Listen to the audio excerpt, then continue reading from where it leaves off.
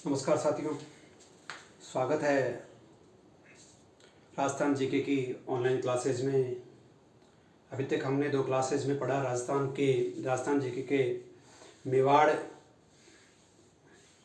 के इतिहास के बारे में। इसका वीडियो का पार्ट फर्स्ट और पार्ट सेकंड जो पिछले दिन मैंने अपलोड किया था, उसी का पहले अपन रिकैप करते हैं।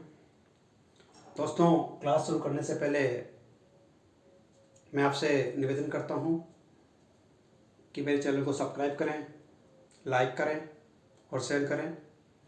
दोस्तों, राजस्थान जीके का जो पार्ट है, जो मैं आपको बता रहा हूं, पढ़ा रहा हूं, वो राजस्थान लेवल की सभी एग्ज़ाम्स के लिए बहुत इम्पोर्टेंट है। चाहे आप पटवार की तैयारी कर रहे हो, चाहे रिट की कर रहे हो, चाहे राजस्थान पुलिस की कर रहे हो, चाहे आरएस की कर रहे हो, चाहे अधीनस्थ बोर्ड की किसी भी एग्ज़ाम की आप तैयारी कर रहे हो, राजस्थान जीके का जो इतिहास का पार्ट है उसमें सबसे इम्पोर्टेंट क्वेश्चंस मैं आपके लिए बना करके लेके आया हूँ। तो दोस्तों, आइए शुरू करते हैं। दोस्तों, पिछले वीडियो में हमने पढ़ा कि मेवाड़, जो कि वर्तमान समय में उदयपुर, राजसमंद, चित्तौड़गढ़, भीलवाड़ा और सिरोही जो ज़िले हैं, उनका कुछ भाग शामिल था। मेवाड़ राजस्थान का इतिहास में सबसे प्राचीन राजवंशों में से एक है। मेवाड़ जो कि बेसिकली हम चित्तौड़ में और उदयपुर के किलों के बारे में और वहाँ के राजवंश और शासकों के बारे में अपन पढ़ेंगे। मेवाड़ में गुहिल वंश का शासन था।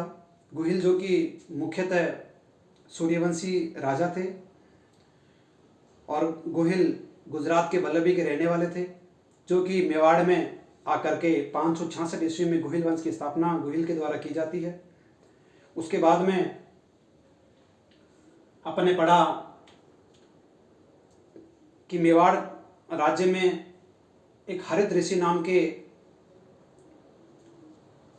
ऋषि के आशीर्वाद से बप्पा रावल तो 734 ईस्वी में हरित ऋषि के आशीर्वाद से बप्पा रावल जो है चित्तौड़ के शासक है, उस समय के तत्कालीन शासक मान मौर्य को 734 ईस्वी में हरा करके वहाँ के चित्तौड़ के प्रतापी राजा बन जाते हैं बप्पा रावल, जिसका वास्तविक नाम, बप्पा रावल का वास्तविक नाम कालभोज था। बप्पा रावल ने अपनी राजधानी उदयपुर स्थित नागदा को सर्वप्रथम अपनी राजधानी बनाई और वहाँ पे एकलिंग जी का मंदिर बनवाया। तो दोस्तों, आपने मेवाड़ के राजवंश चिन्हों में भी और किताबों में भी पढ़ा होगा, और एक गाना भी महाराणा प्रताप के बारे में जो आता है कि वो एकलिंग दीवान किट है। तो एकलिंग दीवान मतलब अपने आप को, मेवाड़ के जो शासक थे वो अपने आप को एकलिंग जी को सर्वेसर्वा मानते हुए उनके दीवान के रूप में शासन करते थे और राजत्व का देवी सिद्धांत के ऊपर शासन करते थे। बप्पा रावल के बारे में और आगे बढ़ते हैं। बप्पा रावल उस समय मुस्लिम आक्रमण शुरू हो गए थे, तो बप्पा रावल ने मुस्लिम सेना को हराते हुए मेवाड़ से गजनी तक मुस्लिम सेनाओं का पीछा करते हुए पहुंच गए, जो कि वर्तमान में अफगानिस्तान में स्थित है। गजनी का शासक सलीम था, उस सलीम को उन्होंने हराया और अपने भांजे अर्थात कालभोज बप्पा रावल के भांजे को वहाँ का शासक बनाया और वापस लौटते समय उन्होंने पाकिस्तान में स्थित रावलपिंडी शहर की भी स्थापना की और उनके मुख्य कार्यों में बप्पा रावल ने 115 ग्रेन सोने का सिक्का अपने शासनकाल में चलवाया। बप्पा रावल, जिनको कि इतिहास में हिंदू सूरज, राजगुरु और चक्रव्यूह की उपाधियों से सुशोभित किया गया है, एक महान हिंदू सम्राट के रूप में उन्होंने मेवाड़ के इतिहास का गौरव बढ़ाया। इतिहासकार सीवी वैद्य, जो कि एक भारतीय इतिहास के एक बहुत ही बड़े इतिहासकार हुए हैं, उन्होंने बप्पा रावल की तुलना फ्रांस के चार्ल्स मार्टेल से की है, क्योंकि जिस समय बप्पा रावल हिंदुस्तान में मुस्लिम आक्रमणकारियों के विरुद्ध लड़ते हुए संघर्ष कर रहे थे और उनको खदेड़ रहे थे, ठीक उसी प्रकार फ्रांस के शासक मार्टेल भी मुस्लिम आक्रमणकारियों को हराकर उनको अपने राज्य क्षेत्र से बाहर कर रहे थे। इसलिए सीवी वैद्य ने इसकी तुलना चार्ल्स मार्टेल से की है। उसके बाद में दोस्तों बप्पा रावल के बाद में अगला जो प्रतापी राजा बना वो था अल्लट, जिसका वास्तविक नाम आलू रावल था। आलू रावल के मुख्य कार्यों में उन्होंने अपनी राजधानी, बप्पा रावल ने राजधानी बनाया था नागदा को, उसके बाद में अल्लट ने अपनी नई राजधानी बनाई आहड़।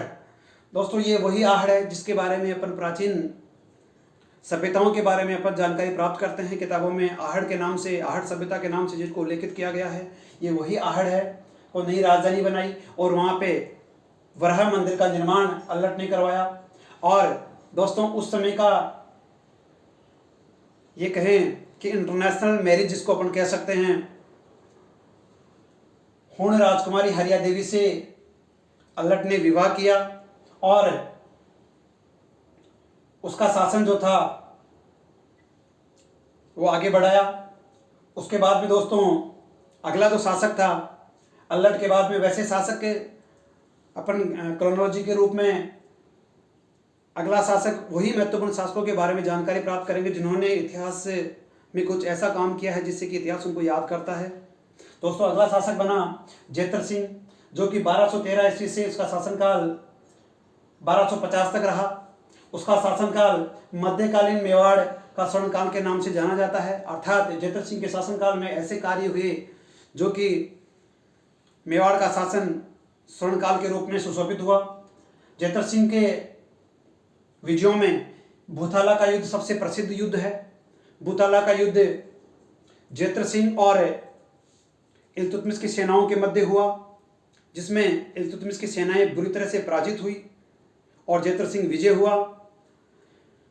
इल्तुतमिश की सेनाएं पराजित होकर के, कुंठित होकर के जब वापस दिल्ली की तरफ लौट रही थी तो मुस्लिम सेनाओं ने जेतर सिंह की जो राजधानी थी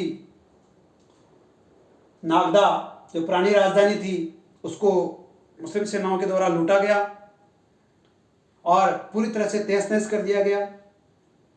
उसके उपरांत जेतर सिंह ने मेवाड़ की सर्वप्रथम राजधानी वर्तमान चित्तौड़ को बनाया और इसका जो शासनकाल में जो कार्य किए उस कार्यों से उसको मध्यकालीन मेवाड़ का स्वर्णकालिक इतिहास के रूप में जाना जाता है। उसके बाद में अगला प्रतापी राजा जिसके बारे में अपने पिछले वीडियो में डिस्कस किया, रतन सिंह के बारे में।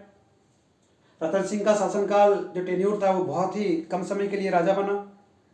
दोस्तों एक बात, बप्पा रावल से लेकर रतन सिंह तक जो शासक रहे उन्होंने अपनी उपाधि के नाम के आगे रावल शब्द लगा करके सुशोभित किया। दोस्तों ये जानकारी रखने योग्य बात है कि रतन सिंह अंतिम शासक थे जिन्होंने रावल की उपाधि धारण की। रतन सिंह के समय अलाउद्दीन खिलजी दिल्ली का शासन गद्दी पे बैठा था। दोस्तों जैसा कि आपको मालूम है, आपने पढ़ा होगा कि दिल्ली जो है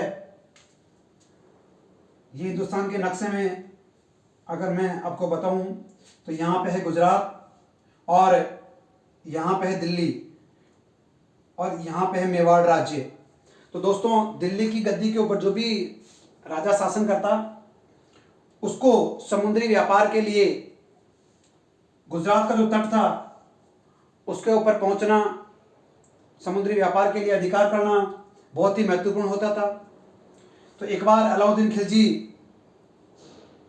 गुजरात विजय के लिए अपनी सेनाओं, गुजरात के लिए अपने सेनाओं को व्यापार के लिए भेजता है। तो उसका जो रास्ता था वो मेवाड़ के राज्य क्षेत्र में से गुजरता था। मेवाड़ का राज्य क्षेत्र में से गुजरने के कारण मेवाड़ के जो शासक थे रतन सिंह और उसके पूर्व वाले शासक थे, उन्होंने एक व्यवस्था बना रखी थी कि जो भी हमारे राज्य क्षेत्र में से व्यापार के लिए गुजरेगा उसको टैक्स देना पड़ेगा। अलाउद्दीन खिलजी टैक्स नहीं देना चाहता था, इस कारण से राव रतन सिंह के ऊपर वो आक्रमण करना चाहता था। पहला महत्वपूर्ण कारण। दूसरा कि अलाउद्दीन खिलजी की जो नीति थी वो साम्राज्यवादी नीति थी, अपने साम्राज्य का विस्तार करना चाहता था, इसलिए भी वो मेवाड़ के ऊपर आक्रमण करना चाहता था। और तीसरी इंपॉर्टेंट कारण जिसको वर्तमान पीढ़ी मानती है, रानी पद्मिनी। हाँ दोस्तों, वो उसी पद्मिनी के बारे में मैं बात कर रहा हूँ जिसके बारे में कुछ समय पहले कॉन्ट्राडिक्ट मूवी आई थी। दोस्तों, पद्मिनी रावल रतन सिंह की पत्नी थी और रानी पद्मिनी जो कि सिंहल द्वीप की राजकुमारी थी। सिंहल द्वीप जिसको वर्तमान समय में हम श्रीलंका के नाम से जानते हैं। उसके पिता गंधर्व सेन और माता का नाम चंपावती था।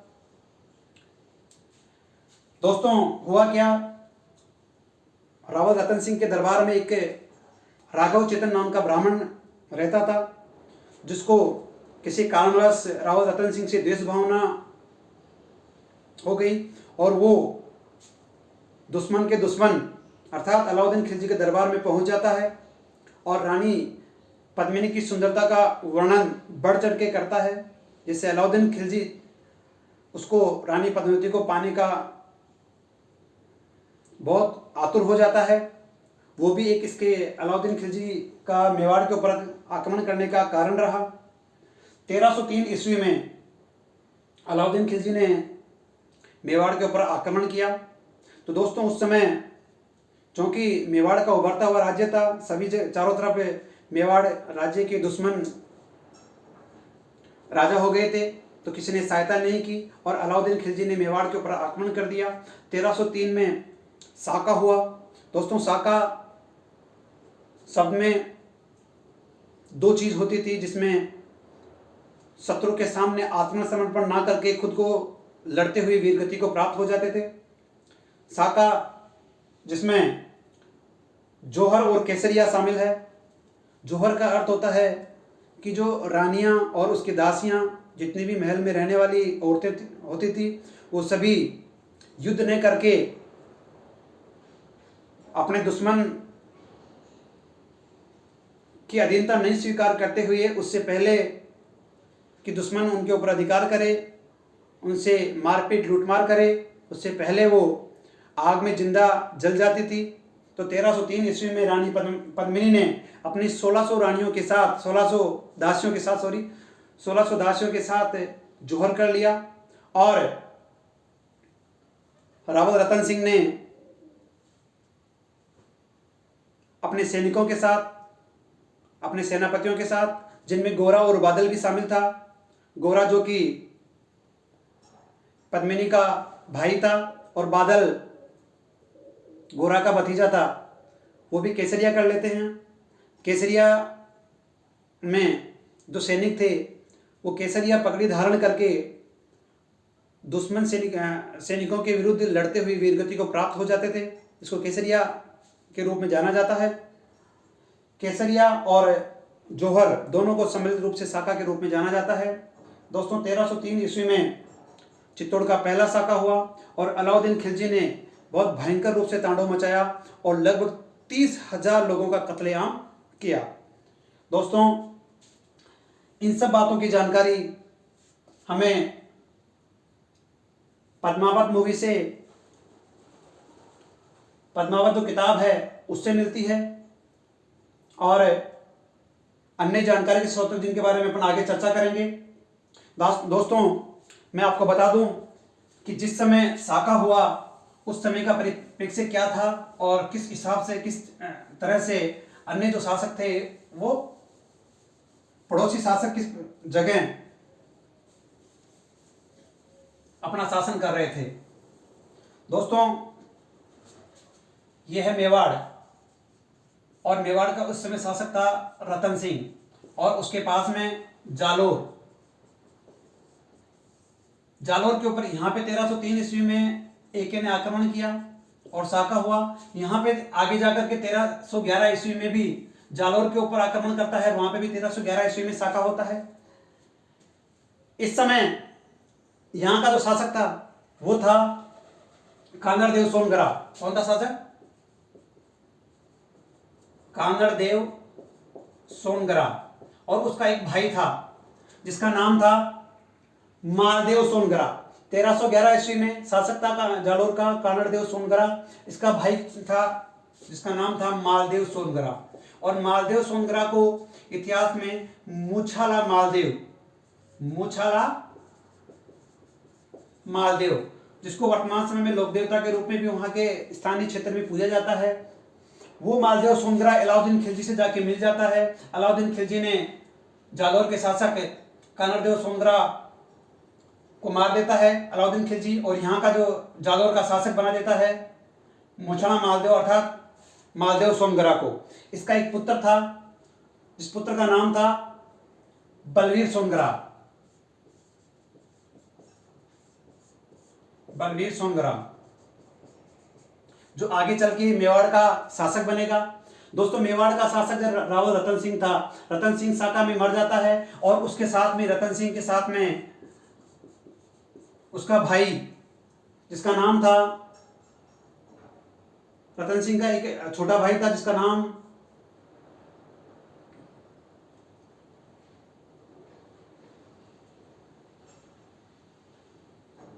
लक्ष्मण सिंह था। रतन सिंह और रतन सिंह का भाई लक्ष्मण सिंह, ये भी युद्ध में वीरगति को प्राप्त हो जाते हैं। रतन सिंह और लक्ष्मण सिंह दोनों वीरगति को प्राप्त हो जाते हैं। इसके साथ ही इसके 7 पुत्र थे, 7 पुत्र भी मारे जाते हैं। लेकिन लक्ष्मण सिंह का एक पोता जिसका नाम था हमीर, और राव रतन सिंह मेवाड़ का शासक था। उसी समय लक्ष्मण सिंह शासक था सिसोदा ग्राम का। कौन सा ग्राम था? सिसोदा ग्राम। और सिसोदा ग्राम की स्थापना राहत के द्वारा की गई थी। सिसोदा जो कि मेवाड़ का एक प्रथम श्रेणी ठिकाना था, वहां का शासक था लक्ष्मण सिंह। लक्ष्मण सिंह भी भाई रतन सिंह के साथ युद्ध में मारा जाता है, इसके पुत्र भी मारे जाते हैं। लेकिन कैसे जैसे करके उसका एक पोता जिसका नाम हमीर था वो बच जाता है, और निकट भविष्य में जब ये बड़ा होता है तब तक मेवाड़ का जो शासक हमीर से बड़ा होता है, तब तक अलाउद्दीन खिलजी ने रतन सिंह को मारने के बाद में अलाउद्दीन खिलजी ने अपने पुत्र खिज्जर खां को मेवाड़ सौंप देता है और वापस दिल्ली चला जाता है। कौन? अलाउद्दीन खिलजी। और खिज्जर खां, अलाउद्दीन खिलजी ने मेवाड़ का नाम बदल के उसका नाम कर देता है खिजराबाद।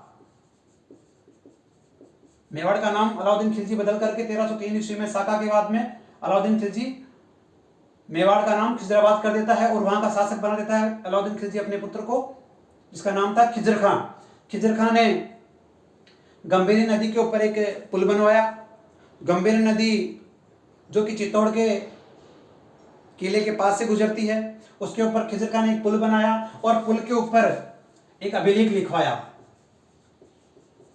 अभिलेख वो होते हैं दोस्तों जो पत्थर के ऊपर उकेरे जाते हैं और जिसको अपन शिलालेख के नाम से भी जानते हैं। उस अभिलेख में खिज्जर खां ने अपने पिता के बारे में अर्थात अलाउद्दीन खिलजी के बारे में बताया कि ये ईश्वर का दूत है, ईश्वर के दूत के रूप में प्रस्तुत किया है। और जो अभिलेख है वो फारसी भाषा में लिखा हुआ है।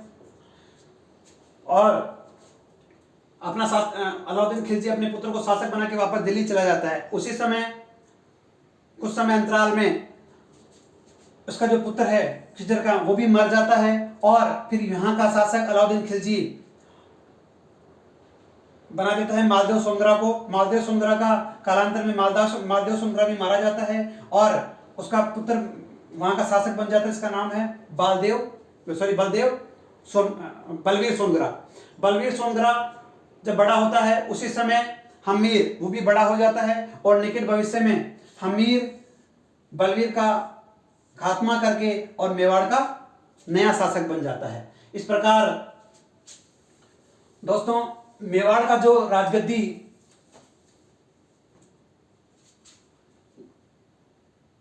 गुहिलों से चली गई थी वो वापस मेवाड़ की जो गद्दी थी वो वापस हमीर के द्वारा वापस प्राप्त कर ली जाती है। हमीर पुनः मेवाड़ का राजा बन जाता है और हमीर चूंकि सिसोदा ग्राम से आया था इसलिए सिसोदिया शाखा की स्थापना करता है। इसके बाद सिसोदिया, इसके बाद वाले जो भी राजा हुए वो सिसोदिया के नाम से सुशोभित हुए। दोस्तों आप जानते होंगे बहुत अभी भी जो राजपूतों के जो ठिकाने हैं उनके वारिस हैं वो अपने नाम के आगे अपने गांव का नाम लगाते हैं। इसलिए हमीर जो था उसने अपने नाम के आगे हमीर सिसोदिया लगाया और सिसोदिया शाखा की स्थापना कर देता है। इस प्रकार हमीर पुनः अपनी प्रतिष्ठा प्राप्त करता है, मेवाड़ राज्य की पुनः प्रतिष्ठा प्राप्त कर लेता है। इसलिए हमीर को विषम घाटी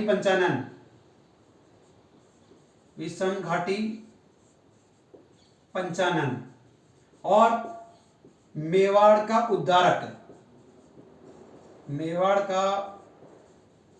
अर्थात मेवाड़ का पुनः हमीर के राजा बनते ही मेवाड़ का पुनः उद्धार हो गया के रूप में जाना जाता है। इन सब बातों की जानकारी दोस्तों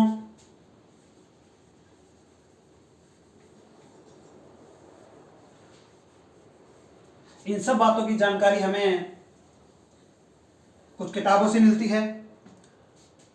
दोस्तों इसी समय थोड़ा सा जिक्र कर लेते हैं पद्मावत के बारे में। पद्मावत जो कि किताब है जो लिखी गई थी मलिक मोहम्मद जायसी द्वारा। दोस्तों याद रखने वाली बात है, पद्मावत पद्मावत किताब के जो है लेखक कौन थे? मलिक मोहम्मद जायसी, जिन्होंने 1540 ईस्वी में ये किताब लिखी और इसकी भाषा थी अवधी भाषा में इन्होंने किताब लिखी। और उस किताब में पद्मावत की जो कहानी है जिसके ऊपर मूवी बनी वही कहानी है जो मलिक मोहम्मद जायसी ने लिखी थी। मलिक मोहम्मद जायसी जो बेसिकली जौनपुर जो कि उत्तर प्रदेश में है वहां के रहने वाले थे और ये अकबर के समकालीन थे। किसके समकालीन? अकबर के समकालीन थे। सॉरी, हुमायूं के समकालीन थे। ये हुमायूं के समकालीन थे। मलिक मोहम्मद जायसी इस किताब में, इस पद्मावत जो किताब है इसमें रानी पद्मिनी की सुंदरता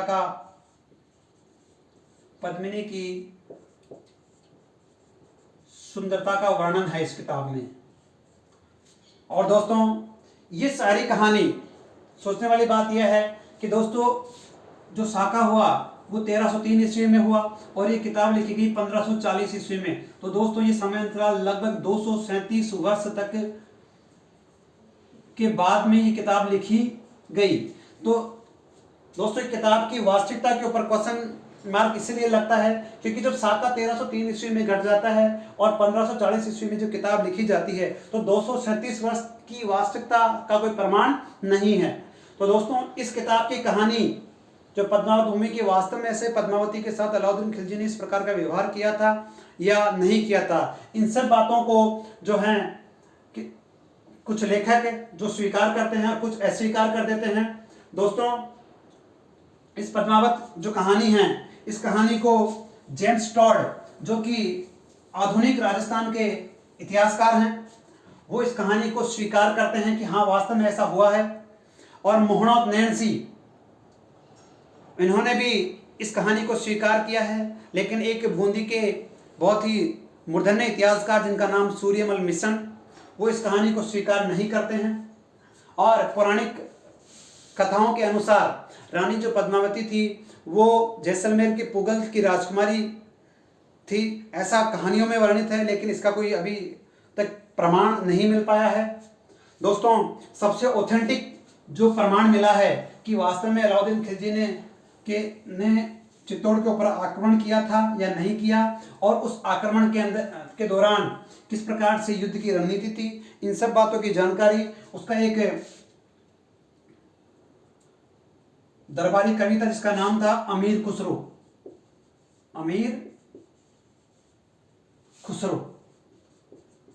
ये एक यानी अलाउद्दीन खिलजी का दरबारी कवि था जिसने किताब लिखी जिसका नाम था खजाइन उल फुतुह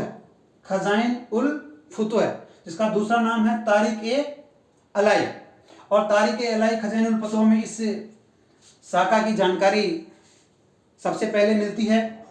और एक दूसरे कालांतर में जो महाराणा प्रताप के एक दरबारी कवि हुए हैं, महाराणा प्रताप के एक दरबारी कवि थे जिसका नाम हेमरतन सूरी ने किताब लिखी जिसमें लिखा गोरा बादल री चौपाई। इसमें भी गोरा और बादल की वीरता का वर्णन मिलता है। तो दोस्तों यहां तक अपन ने पिछले वाले वीडियोस में पढ़ लिया था। अब आगे अपन पढ़ते हैं।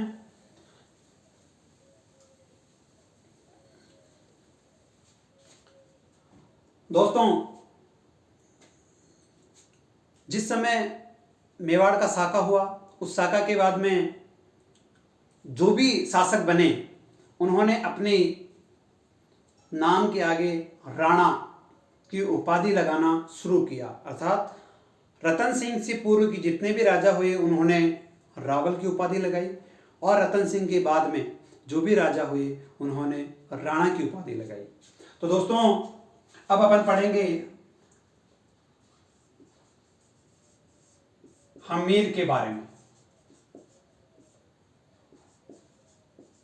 जैसा कि दोस्तों मैंने आपको बताया कि हम्मीर जो था रावल रतन सिंह के भाई का पोता था, जो कि बड़ा होने के बाद में बलवीर सुंदरा को मार करके पुनः चित्तौड़ का राजा बन जाता है। इस प्रकार से वो पुनः मेवाड़ की खोई हुई प्रतिष्ठा को प्राप्त कर लेता है। इसलिए उसको मेवाड़ का उद्धारक विषम घाटी पंचानन, पंचानन कहते हैं शेर को, मतलब विषम परिस्थितियों में भी शेर की भांति जिसने युद्ध करके वापस पुनः खोई हुई प्रतिष्ठा को प्राप्त किया, इसलिए उसको विषम घाटी पंचानन के नाम से भी जाना जाता है। इन सब विषम घाटी पंचानन जो है, विषम घाटी पंचानन, ये लिखा है कुंभलगढ़ प्रशस्ति में। कुंभलगढ़ प्रशस्ति जानते हो दोस्तों, प्रशस्ति होती है जो अभिलेख लिखाते हैं, मतलब जिसके अंदर बढ़ाई लिखवाते हैं अपन अपने इतिहास में अपनी बढ़ाइयाँ क्या क्या अच्छे काम किए उनकी जानकारी लिखवाते हैं, उसको बोलते हैं प्रशस्ति। कुंभलगढ़ प्रशस्ति में विषम घाटी पंचानन कहा गया है हम्मीर को। कुंभलगढ़ प्रशस्ति लिखाई गई थी महाराणा कुंभा के द्वारा। कुंभा के बारे में अपन आने वाले वीडियोस में अपन पढ़ेंगे। कुंभा के द्वारा कुंभलगढ़ प्रशस्ति लिखाई गई, जिसमें हम्मीर को विषम घाटी पंचानन बताया गया है, हम्मीर को मेवाड़ का उद्धारक कहा गया है। हम्मीर ने मेवाड़ में एक बरवड़ी माता का मंदिर बनवाया। बरवड़ी माता जिसका अन्य नाम अन्नपूर्णा माता,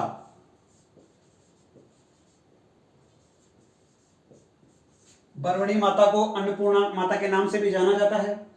बरवड़ी माता वो मेवाड़ के जो शासक थे उनकी कुल देवी है, और हम्मीर ने ही बाण माता का मंदिर बनवाया। बाण माता जो कि नगर की इष्ट देवी होती है, आराध्य देवी होती है।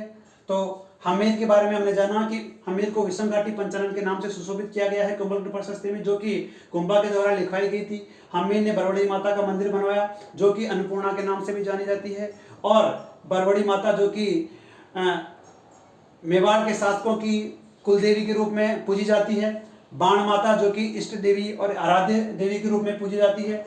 और हम्मीर के बारे में कुंभा ने एक किताब लिखी जिसका नाम, किताब का नाम है रसिक प्रिया।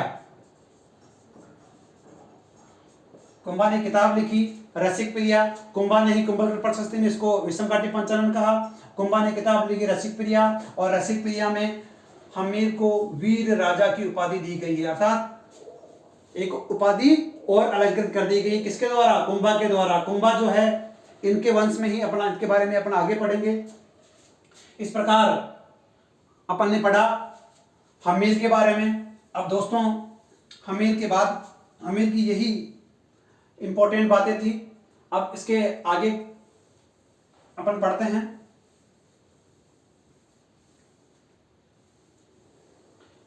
हम्मीर के बाद में अगला प्रतापी राजा बनता है राणा लाखा।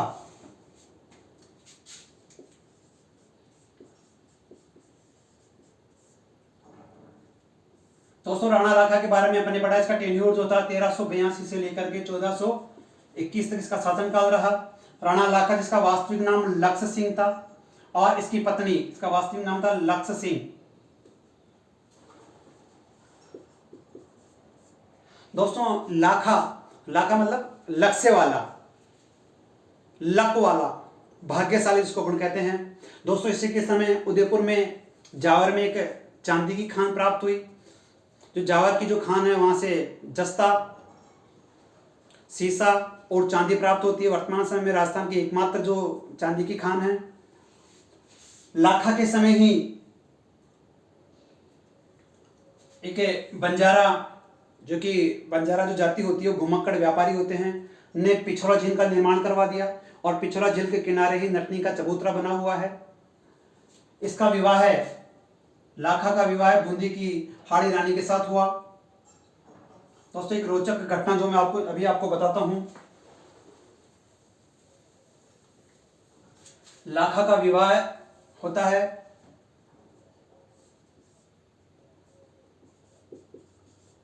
हाड़ी रानी से, जो कि बूंदी के हाड़ा राजा की पुत्री थी। हाड़ी रानी और लाखा एक दिन हंसी मजाक में बातें कर रहे थे।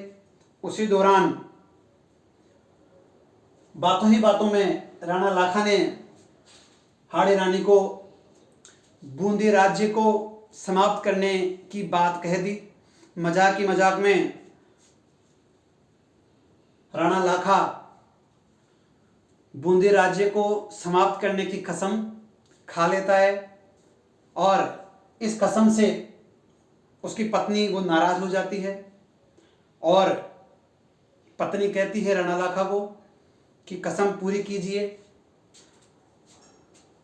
तो अपनी कसम को, अपनी सौगंध को, अपनी शपथ को पूरी करने के लिए लाखा ने मेवाड़ के जो किला था उसके बाहर एक नकली बूंदी का किला,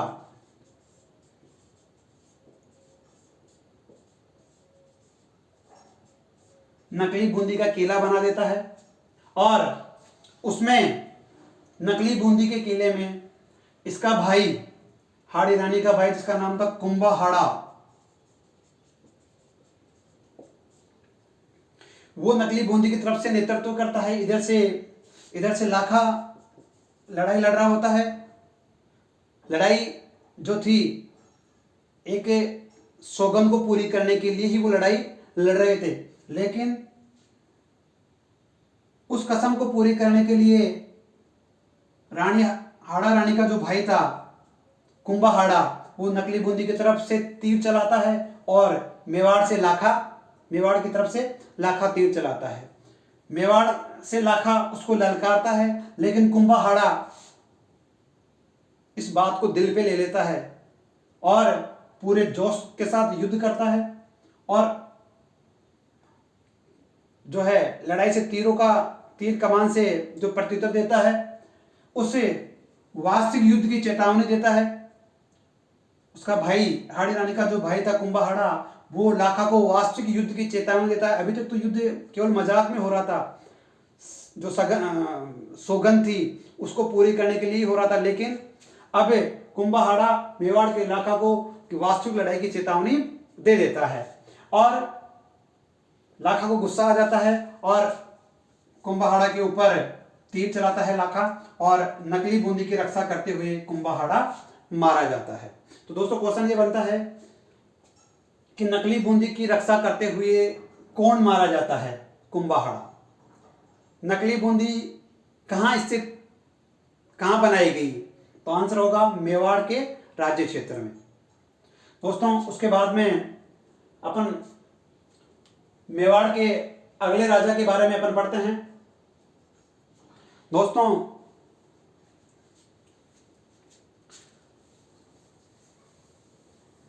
ये तो बातें थी राणा लाखा के बारे में। अब अपन पढ़ते हैं दोस्तों एक बहुत ही मजेदार स्थिति इतिहास की। यहां पे है मेवाड़ का शासक लाखा और लाखा का एक पुत्र है जिसका नाम है चुंडा और उसी समय मारवाड़, क्योंकि मारवाड़ जो था वर्तमान जिसको अपन जोधपुर, पाली, क्षेत्र जहां आता है। मारवाड़ का के ऊपर जो शासन था वो था राठौड़ राजवंश का, राठौड़ राजवंशों का शासक था। और यहाँ का जो शासक था वो भी था चुंडा, अर्थात मेवाड़ का शासक लाखा, मारवाड़ का शासक चुंडा। चुंडा के एक पुत्र और एक पुत्री, एक तो थी पुत्री और एक था पुत्र। पुत्री का नाम था हंसाबाई और पुत्र का नाम था रणमल।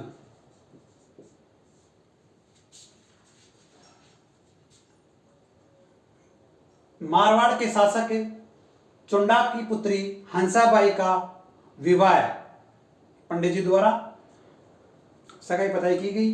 और सगाई पताई किसके लिए की गई? हंसाबाई की जो लगन, इसके लिए मेवाड़ के शासक लाखा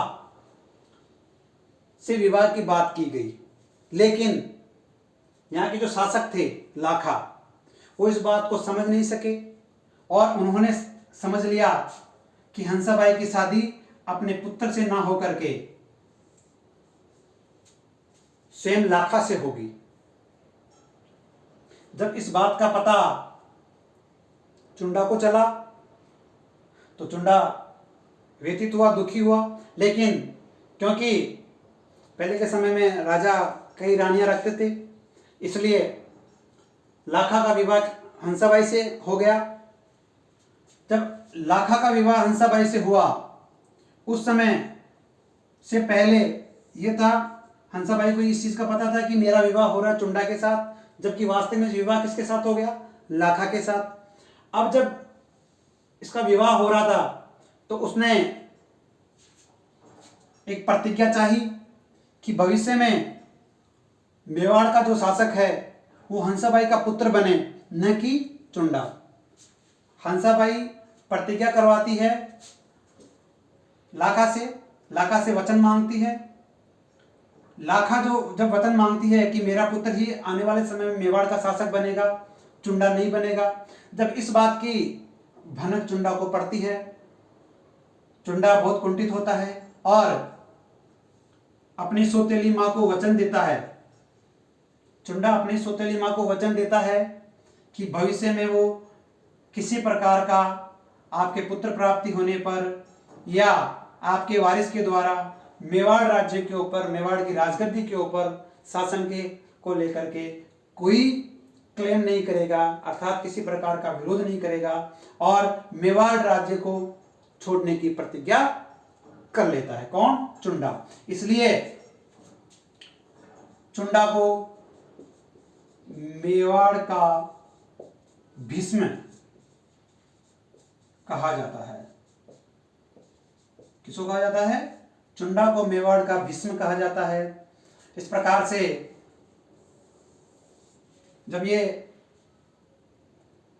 भीष्म प्रतिज्ञा के लिए मेवाड़ क्षेत्र को छोड़ के बाहर जाने लगता है, उसी समय दोस्तों उसी समय यहाँ का जो शासक था, उसके पिता लाखा, उसको जाने के लिए मना करते हैं और ये कहते हैं दोस्तों, मेवाड़ जो शासन था उसमें 16 प्रथम श्रेणी ठिकाने थे। 16 प्रथम श्रेणी ठिकाने थे जिनमें मेवाड़ स्वयं, इसके अलावा 15 ठिकाने और थे। शासक लाखा कहता है अपने पुत्र को कि आप देश छोड़ के ना जाएं, इन 15 ठिकानों में से कोई से भी 4 ठिकाने जहां का ठिकानेदार आप बन जाओ। तो यहाँ के 4 ठिकानों में से 4 ठिकाने शासक जो लाखा था अपने पुत्र चुंडा को दे देता है। इन ठिकानों में से एक सबसे महत्वपूर्ण ठिकाना जो था सलूम्बर, ये प्रथम श्रेणी ठिकाना था। सलूम्बर का जो ठिकानेदार बनता था, जो शासक बनता था, उसको कुछ विशेष अधिकार प्राप्त थे। सलूम्बर का जो शासक था वो मेवाड़ के जो शासन की राजगद्दी के ऊपर राजारोहण होता था, कोई भी राजा बनता था तो उसको राज तिलक का अधिकार सलूम्बर के शासक को होता था। दूसरा, ये राजा की अनुपस्थिति में राज्यभार संभालता था।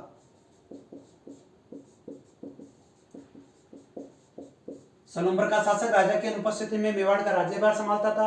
राजतिलक की जिम्मेदारी सलूम्बर के शासक की होती थी।